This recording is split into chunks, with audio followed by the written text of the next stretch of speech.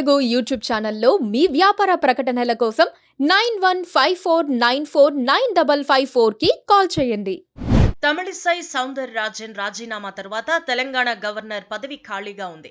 Telangana acting గవర్నర్గా Jharkhand governor CP Radhakrishnan అదనపు బాధ్యతలు నిర్వర్తిస్తున్నారు.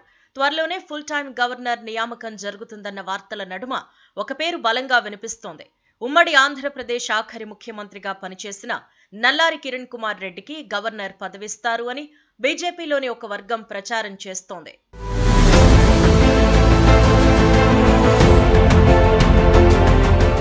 తెలంగాణ గవర్నర్గా పనిచేసిన తమిళిసై సౌందరరాజన్ కాస్త ఓవర్ యాక్షన్ చేశారు అని బీజేపీ వర్గాల్లోనే చర్చ జరిగింది. హాయిగా గవర్నర్ పదవిలో ఉండకుండా రాజకీయాల్లోకి రీఎంట్రీ ఇచ్చి ఆమె నష్టపోయారు. చెన్నైలోని ఒక లోక్సభ నియోజకవర్గం నుంచి పోటీ చేసి ఓడిపోయారు. పైగా తమిళ బీజేపీలో అసమ్మతి రాజకీయాలు చేస్తున్నారు అంటూ మీడియా సాక్షిగా కేంద్ర హోంమంత్రి అమిత్ షా చేత చివాట్లు తిన్నారు. అది ఒక కోణం. తమిళిసై ఖాళీ చేసిన తెలంగాణ గవర్నర్ పదవి ఎవరికిస్తారు అనేది మరో కోణం. లోక్సభ ఎన్నికల్లో ఓడిపోయిన మాజీ సీఎం నల్లారి కిరణ్ కుమార్ రెడ్డికి ఆ పదవి దక్కే ఛాన్స్ ఉంది అని బీజేపీ వర్గాలు చెప్పుకుంటున్నాయి. కిరణ్ కుమార్ రెడ్డి ఒక ఫైర్ బ్రాండ్. ఎవరికి భయపడరు. ఏం చేసుకుంటావో చేసుకోపో అనే రీతిలో మాట్లాడతారు. అనుకున్నది చేస్తారు. బీజేపీ అధిష్టానం ఆదేశాలను పాటిస్తారు అన్న నమ్మకము కలుగుతోంది. అందుకే గవర్నర్ పదవి ఇద్దామన్న ఆలోచన వచ్చినట్టుగా చెబుతున్నారు. ఆయన తొలుత కాంగ్రెస్ లో ఉండేవారు. ఉమ్మడి ఆంధ్రప్రదేశ్ చివరి ముఖ్యమంత్రిగా పనిచేసిన నల్లారి కిరణ్ కుమార్ రెడ్డి ఎన్నికల ముందు బీజేపీ తీర్థం పుచ్చుకున్న విషయం తెలిసిందే. తెలంగాణ బీజేపీకి సంబంధించిన పలు కీలక సమావేశాలకు సైతం ఆయన హాజరవుతూ వస్తున్నారు. ఈ నేపథ్యంలో ఆయన ఇటీవల బీజేపీ నుంచి రాజంపేట ఎంపీ అభ్యర్థిగా పోటీ చేసి ఓడిపోయారు. ఆయనకు బీజేపీ హైకమాండ్ కీలక పదవి కట్టబెట్టొచ్చనే ప్రచారం పొలిటికల్ సర్కిల్స్ లో జోరుగా నడుస్తోంది. ఆయనను తెలంగాణ గవర్నర్ గా నియమించవచ్చు అని తెలుస్తోంది.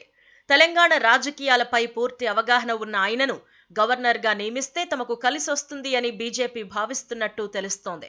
ప్రస్తుతం ఉన్న గవర్నర్ ఇన్ఛార్జ్ మాత్రమే కావడంతో కిరణ్ కుమార్ రెడ్డిని నియమిస్తారు అనే ప్రచారం ఊపందుకుంది. తెలంగాణలో బీజేపీకి 8 లోక్సభ 8 అసెంబ్లీ స్థానాలు ఉన్నాయి.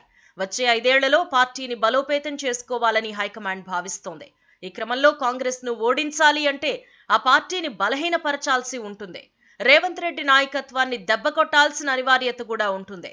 ఆ దిశగా రాజ్భవన్ వైపు నుంచి కూడా నరుక్కు రావాల్సి ఉంటుంది. మునుపటి కేసీఆర్ ప్రభుత్వం పట్ల తమిళిసై ప్రవర్తించినట్లుగా రేవంత్ సర్కార్పై కొత్త గవర్నర్ సరికొత్త పాచికలు వేయాల్సి ఉంటుంది. ఆ పని కిరణ్ కుమార్ రెడ్డి వల్లే సాధ్యమని భావిస్తున్నారు. తెలంగాణ రాష్ట్ర ఏర్పాటును వ్యతిరేకించిన నల్లారి కిరణ్ కుమార్ రెడ్డిని రాష్ట్రానికి గవర్నర్ గా నియమిస్తే పొలిటికల్ పార్టీలు ఎలా రియాక్ట్ అవుతాయన్నది ఇప్పుడు పెద్ద ప్రశ్న. అయితే కిరణ్ పట్ల తెలంగాణ ప్రజల్లో ఎలాంటి వ్యతిరేకత లేదని బీజేపీ అంచనా వేసుకుంటోంది. పైగా తెలంగాణ తెచ్చామని చెప్పుకునే బీఆర్ఎస్ ఘోరంగా ఓడిపోవడం ప్రజల నాడికి నిదర్శనమని కొందరు బీజేపీ నేతలు అంటున్నారు. అందుకే కొత్త గవర్నర్ నియామకంలో అన్ని కోణాలు పరిశీలిస్తున్నారు.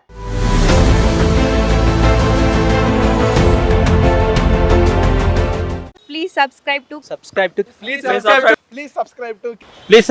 KTV Telugu. KTV Telugu. KTV Telugu channel.